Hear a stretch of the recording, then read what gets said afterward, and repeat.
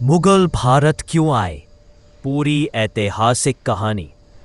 आज हम बात करने वाले हैं भारतीय इतिहास के उस मोड़ की जिसने इस धरती का राजनीतिक नक्शा बदल दिया, संस्कृतियों को मिला दिया और आने वाले 300 सालों की दिशा तय कर दी।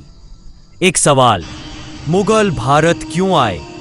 क्या वो सिर्फ लूटने आए थे? क्या वो सत्ता के भूखे थे या फिर भारत उनकी मजबूरी था? इस वीडियो में आप सुनेंगे मंगोल साम्राज्य का अंत, तैमूर की विरासत, खुरासान का संघर्ष, हिंदुस्तान की कमजोर सल्तनत, पानीपत का रण और मुगल रणनीति का पूरा सच। तैयार हो जाइए। 2500 शब्दों का एक ऐतिहासिक सफर, बिना रुकावट, बिना पक्षपात। भारत में मुगल कहानी की जड़ें बाबर से भी पहले शुरू होती हैं। 14वीं सदी, एशिया का सबसे बड़ा नाम तैमूर लंग। तैमूर ने खुरासान, फारस, उज्बेकिस्तान, मिस्र, इराक, सीरिया को रौंद डाला।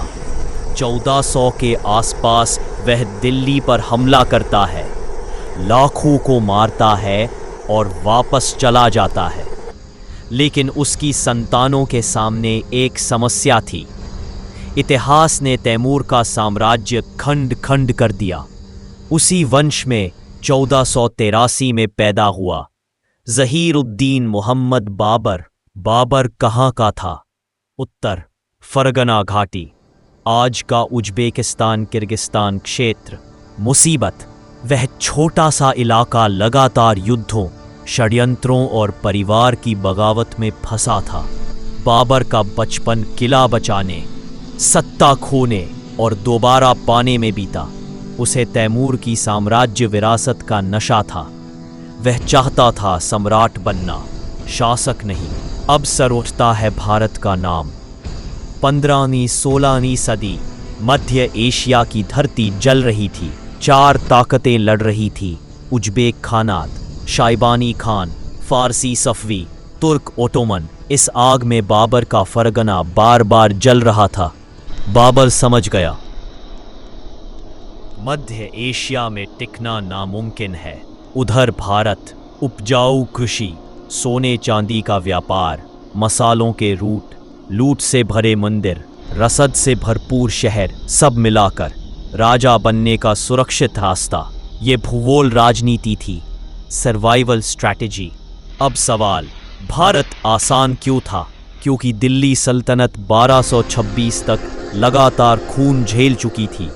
गुलाम वंश, खिलजी, तुर्कों ने तुलुगमा और अरबा युद्ध शैली दी।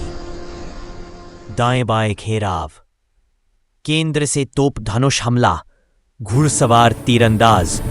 भारत इस तकनीक से अनभिज्ञ था। बाबर पहले काबुल गया, वहां से उसकी शक्ति बननी शुरू हुई। काबुल उसका आधार केंद्र बन गया। फिर उसकी नजर बदली, भारत साम्राज्य। ध्यान दे, लुटेरा बनकर नहीं आया। उसके शब्द, मैंने हिंदुस्तान को राज्य समझकर कब्जा किया। खजाना नहीं मिला पर राज मिला। यानी वो राज लेने आया था, वापस जाने नहीं। इब्राहिम लोदी, 1 लाख सैनिक, बाबर 12 ता 13,000। फिर भी लोदी हारा। क्यों? बिहारी हाथी तोपों से डरते हैं, अफगान सरदार विश्वासघात में खड़े। बाबर का घेराव युद्ध, यही वह लड़ाई जिसने भारत की सल्तनत खत्म कर दी और मुगल साम्राज्य जन्मा। यह सवाल पॉपुलर है, लेकिन इतिहास कहता है लुटेरे लौट जाते हैं, साम्राज्यवादी ठहरते हैं। बाबर ने प्रशासन सुधारा, जमीनी कर, लगान बांटे, अफगान और तुर्क अमीर संतुलित किए, राजपूतों से दोस्ती युद्ध दोनों किए, साम्राज्य विस्तार शुरू किया। यानी उसका मकसद स्थायी रूल। बाबर तो 4 साल में मर गया, लेकिन उसके बाद आने वाले हुमायूं संघर्ष, अकबर विस्तार, जहांगीर कूटनीति, शाहजहां स्थापत्य, औरंगजेब धार्मिक कठोर सत्ता, ये सब मिलाकर मुगल कहानी 300 साल चली। अगर वे सिर्फ सोना लूट रहे होते तो इतने समय सड़कों, बागों, किलों, प्रशासन में निवेश क्यों?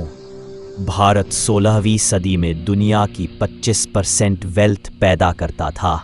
दक्कन में हीरे, गुजरात मालाबार मसाला व्यापार, बंगाल सूती और रेशमी उद्योग, उत्तरी मैदान गेहूं उपजाऊ फसलें मुगल जानते थे। जो हिंदुस्तान पर राज करेगा वह दुनिया से व्यापार करेगा। यह आर्थिक रणनीति थी। नहीं, पहली मुगल नीति धर्म से नहीं, सत्ता से चली। बाबर सैन्य महत्वाकांक्षा, अकबर धार्मिक समन्वय, औरंगजेब धार्मिक कट्टर प्रशासन। मतलब धर्म बदलता रहा, गोल वही रहा, सत्ता और विस्तार।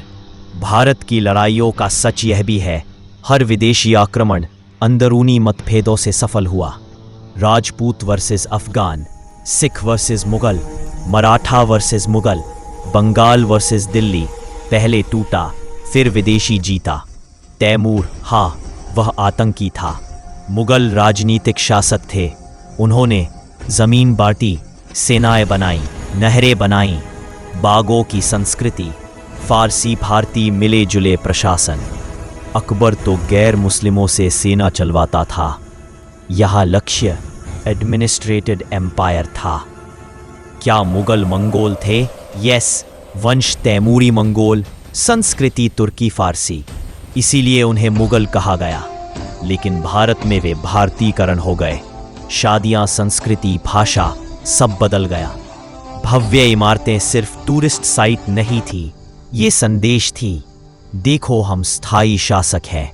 फतेहपुर सीकरी, लाल किला, आगरा, ताजमहल, शालीमार, ये सत्ता की मोहरें वे इसलिए टिके। भारतीय अमीरों को जगह दी। राजपूतों से सैन्य समझौते, कर प्रणाली जब्ती, दहसाला, व्यापार मार्ग नियंत्रण, कृषि उत्पादन पर फोकस, धर्म के साथ लचीली नीति। शुरुआती काल यानी रूल बाय अलायंस। नहीं, भारत ने लड़ाई भी दी और साझेदारी भी। राजपूत सहयोग प्लस विरोध, सिख अधिकार संघर्ष, मराठा सर्वाधिक चुनौती। 1700 के बाद मुगल मजबूत नहीं, कमजोर हो रहे थे। फिर यूरोप आया और इतिहास बदला। मुगल आए क्योंकि भारत अवसर था और भारत जीता क्यों? अंदरूनी संघर्ष ने बाहरी को जगह दी। मुगल ना आए होते तो शायद यूरोप और जल्दी घुस जाता। इसे चेहरा बदलता इतिहास कहते हैं। अगर आप चाहते हैं अकबर वर्सेस राजपूत सच, औरंगजेब की धार्मिक नीति, मुगल अर्थव्यवस्था, अंग्रेज कैसे जीते, तो कमेंट में लिखिए नेक्स्ट मुगल का पतन।